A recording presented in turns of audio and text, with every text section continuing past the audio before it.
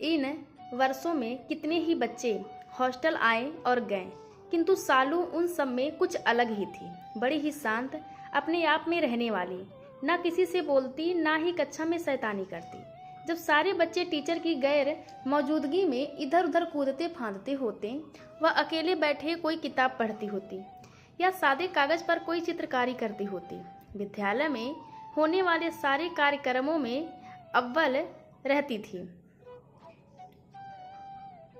बहुमुखी प्रतिभा की धनी थी वह, फिर भी एक अलग सी खामोशी नजर आती थी मुझे उसके चेहरे पर, किंतु कभी कभी वह खामोशी उदासी का रूप ले लेती। मैं उस पर कई दिनों से ध्यान दे रही थी। जब स्पोर्ट्स का पीरियड होता, वह किसी कोने में बैठ गुमनाम से कुछ सोचती रहती। कभी कभी वह कक्षा में पढ़ते हुए बोर्ड को ताकती रहती और उसकी सुंदर सीप सी आंखें आंसुओं से चमक उठती थी। मेरे से रहा ना गया, सो मैंने एक दिन उससे पूछ ही लिया, सालू, तुम बहुत अच्छी लड़की हो, विद्यालय के कार्यक्रमों में हर क्षेत्र में अव्वल आती हो, फिर तुम उदास गुमसुम क्यों रहती हो? अपने दोस्तों के साथ खेलती भी नहीं? क्या तुम्हें हॉस्टल या स्कूल में कोई परेशानी है? वह बोली, जी नहीं मैडम, ऐसी कोई बात नहीं, बस मुझे अच्छा नहीं लगता है। उसके इस जवाब ने मुझे सोचने पर मजबूर कर दिया। जहाँ बच्चे खेलते नहीं थकते, उन्हें बार बार अनुशासित करना पड़ता है, उन्हें उनकी जिम्मेदारियां समझानी पड़ती है, वहाँ इस लड़की के बचपन में यह सब क्यों नहीं? मुझे लगा कुछ तो ऐसा है जो इसे अंदर ही अंदर काट रहा है।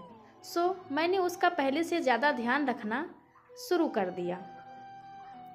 मैं देखती थी कि जब सारे बच्चों के माता पिता महीने में एक बार अपने बच्चों से मिलने आते, तो उससे मिलने कोई नहीं आता था। तब वह दूर से सबके माता पिता को अपने बच्चों को पुचकारते देखती और उसकी आंखों में पानी आ जाता। वह दौड़कर अपने हॉस्टल के कमरे में जाती और एक तस्वीर निकाल कर देखती, फिर वापस रख देती। जब बच्चों ने जन्मदिन होते तो उनके माता पिता उनके लिए व उनके दोस्तों के लिए चॉकलेट या उपहार लेकर आते, लेकिन उसके जन्मदिन पर किसी का कोई फ़ोन भी ना आता। हद तो तब हो गई जब गर्मी की छुट्टियां हुई। सबके माता पिता अपने बच्चों को लेने आए, लेकिन उससे कोई लेने नहीं आया।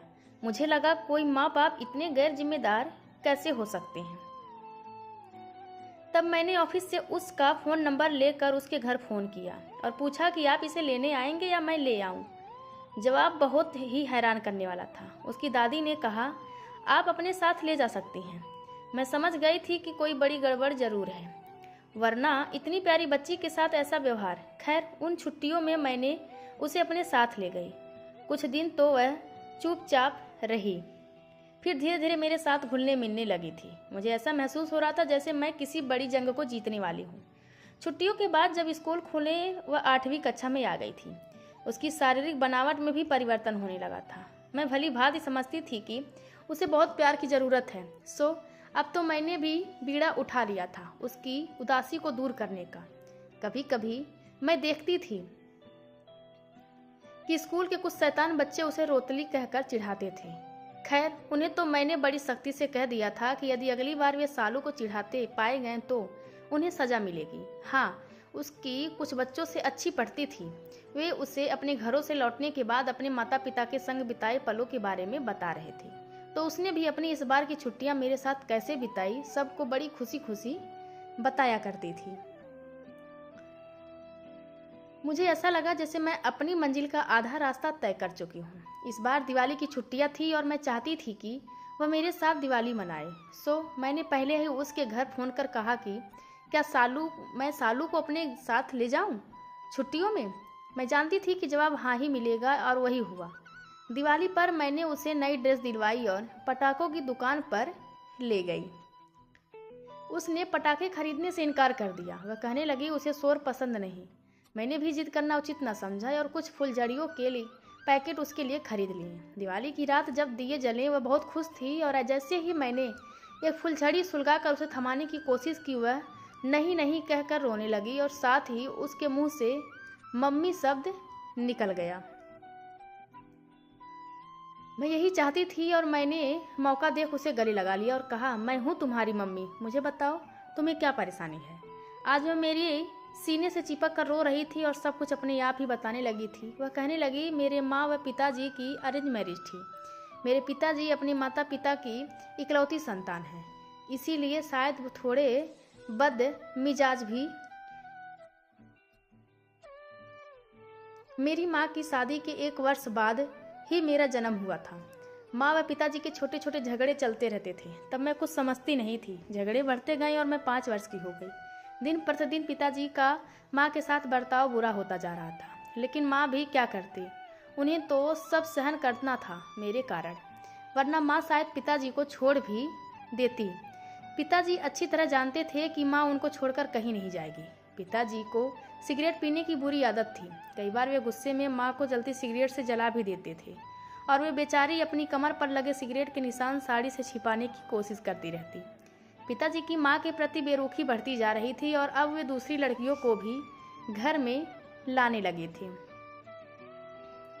वे लड़कियां पिताजी के साथ उनके कमरे में होती और मैं व माँ दूसरे कमरे में।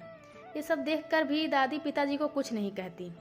एक दिन माँ ने पिताजी के अत्याचारों से तंग आकर घर छोड़ने का फैसला कर लिया और मुझे लेकर अपने मायके आ गईं। वहाँ उन्होंने एक प्राइवेट स्कूल में नौकरी भी कर ली। मेरे नाना नानी पर तो मानो मुसीबत के पहाड़ टूट पड़े। मेरे मामा भी हैं, किंतु वे माँ से छोटे हैं, सो चाह कर भी कोई मदद नहीं कर पाए। जो नाना नानी कहते वही करते थे। कई महीने बीत गए। अब नाना नानी को लगने लगा कि बेटी मायके आकर बैठ गई है, इसे समझा बुझा कर भेज देना चाहिए। वे माँ को समझाते कि पिताजी के पास वापस चली जाए। एक तरह से उनका कहना भी सही था कि जब तक वे हैं ठीक है, उनके ना रहने पर मुझे और माँ को कौन संभालेगा। किंतु माँ कहती मैं मर जाऊंगी, लेकिन उसके पास वापस नहीं जाऊंगी। दादा दादी के समझाने पर एक बार पिताजी मुझे व माँ को लेने आए और तब मेरी नाना नानी ने मुझे व माँ को इस शर्त पर भेज दिया कि पिताजी अब माँ को और नहीं सताएंगे। हम फिर से पिताजी के पास उनके घर आ गए। कुछ दिन पिताजी ठीक रहे, किंतु पिताजी ने फिर अपने पहले वाले रंग ढंग दिखाने शुरू कर दिए। अब मैं धीरे धीरे सब कुछ समझने लगी थी, लेकिन पिताजी के व्यवहार में कोई फर्क नहीं आया। वे उसी तरह माँ से झगड़ा करते और उन्हें परेशान करते। इस बार जब माँ ने नाना नानी को सारी बातें बताई तो उन्होंने थोड़ा दिमाग से काम लिया और माँ से कहा कि मुझे पिताजी के पास छोड़कर मायके आ जाए। माँ ने नाना नानी की बात मानी और मुझे पिताजी के घर में छोड़ नाना नानी के पास चली गई। उन्हें लगा शायद मुझे बिन माँ के देख पिताजी व दादाजी का मन कुछ बदल जाएगा, किंतु ऐसा ना हुआ। उन्होंने कभी माँ को याद भी ना किया और मुझे हॉस्टल में डाल दिया।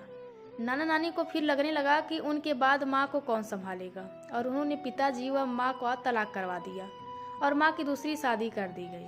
माँ के नए पति के पहले से 2 बच्चे थे और एक बूढ़ी माँ, सो माँ उनमें व्यस्त हो गई थी। इधर मुझे हॉस्टल में डाल दादा दादी व पिताजी आज़ाद हो गए।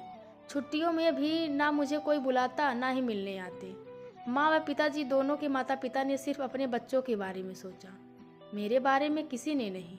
दोनों परिवारों और मेरे अपने माता पिता ने मुझे मझधार में छोड़ दिया। इतना कहकर सालू फूट फूट कर रोने लगी और कहने लगी, आज फुलझड़ी से जल ना जाऊं। मुझे माँ की सिगरेट से जली कमर याद आ गई। मैडम, मैं रोज़ अपनी माँ को याद करती हूँ, चाहती हूँ कि वे मेरे सपने में आए और मुझे प्यार करें। क्या मेरी माँ भी मुझे कभी याद करती होगी? क्यों वे मुझे मेरी दादी दादा के पापा के पास छोड़ गईं? ये तो जानती थी कि उनके सिवा कोई नहीं था मेरा इस दुनिया में। दादा दादी, क्या उनसे मेरा कोई रिश्ता नहीं था? वे लोग मुझे क्यों नहीं प्यार करते? अगर मेरे पापा मम्मी का झगड़ा होता था तो उसमें मेरा क्या कसूर? और नाना नानी, उन्होंने भी मुझे अपने पास ही रखा, बल्कि मेरी माँ की दूसरी शादी करवा दी और मुझसे मेरी माँ छीन ली। मैं उन सब से नफरत करती हूँ मैडम। मुझे कोई अच्छा नहीं लगता, कोई मुझसे प्यार नहीं करता। वह कहे जा रही थी और मैं सुने जा रही थी। मैं सालू की पूरी बात सुनकर सोचती रह गई, क्या बच्चे से रिश्ता तब तक होता है जब तक उसके माता पिता उसे पालने में सक्षम हों? जो दादा दादी नाना नानी अपने बच्चों से ज़्यादा अपने नाती पोतों पर प्यार उड़ेला करते थे, क्या आज वे सिर्फ एक ढकोसला है? उनका उस बच्चे से रिश्ता सिर्फ अपने बच्चों से जुड़ा है। यदि किसी कारणवश वह बीच की कड़ी टूट जाए तो क्या उन दादा दादी नाना नानी के बच्चे के प्रति कोई जिम्मेदारी नहीं? और क्या माता पिता अपने गैर जिम्मेदार बच्चों का विवाह कर एक पवित्र बंधन को बोझ में बदल देते हैं? क्या सालू की दादी अपने बेटे पर नियंत्रण नहीं रख सकती थी? और यदि नहीं तो उसने सालू की माँ की जिंदगी क्यों बर्बाद की? और क्यों सालू की माँ अपने माता पिता की बातों में आ गई और सालू के भविष्य के बारे में ना सोचते हुए दूसरे विवाह को राजी हो गई? कैसे गैर जिम्मेदार होते हैं वे माता पिता जो अपने बच्चों को इस तरह अकेला घुट घुट कर जीने के लिए छोड़ देते हैं। यदि उनकी आपस में नहीं बनती तो उसका खामियाजा बच्चे क्यों भुगते?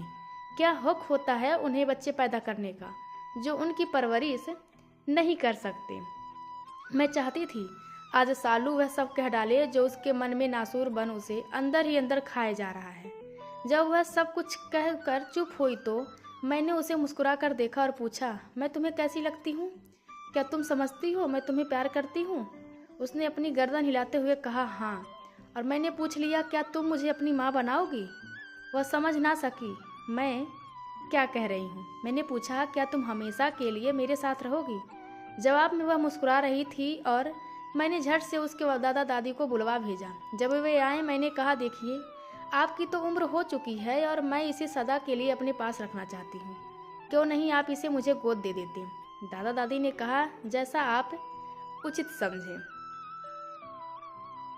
फिर क्या था, मैंने झट से कागजी कार्रवाई पूरी की और सालू को सदा के लिए अपने पास रख लिया। मैं नहीं चाहती थी कि मझधार में हिचकोले खाती वह मासूम जिंदगी किसी तेज रेले के साथ बह जाए।